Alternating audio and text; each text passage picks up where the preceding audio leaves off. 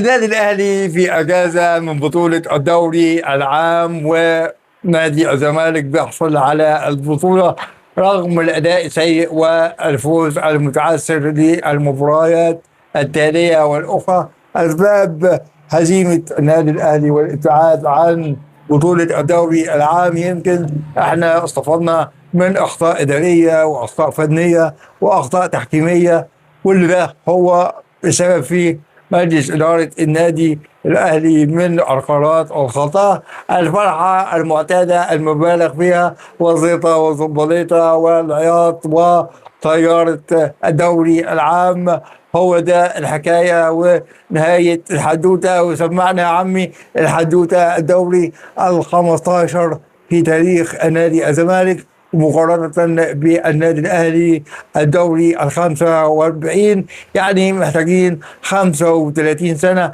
عشان خاطر نادي الزمالك يتساوى مع النادي الأهلي. عمرها ما تحصل، عمرها ما تكون.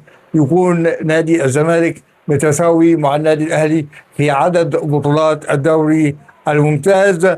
راحة المحارب للنادي الأهلي، وانتظروا النادي الأهلي الموسم القادم هياكل الأخضر واليابس من البطولات المحلية والبطولات القارية من دوري أبطال أفريقيا.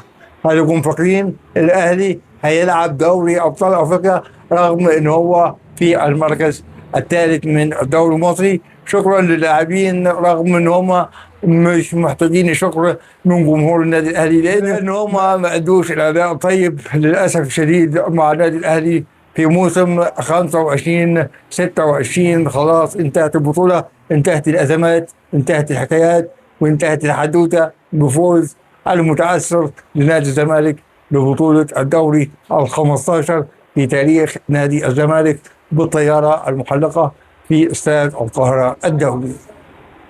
الأهلي فوق الجميع.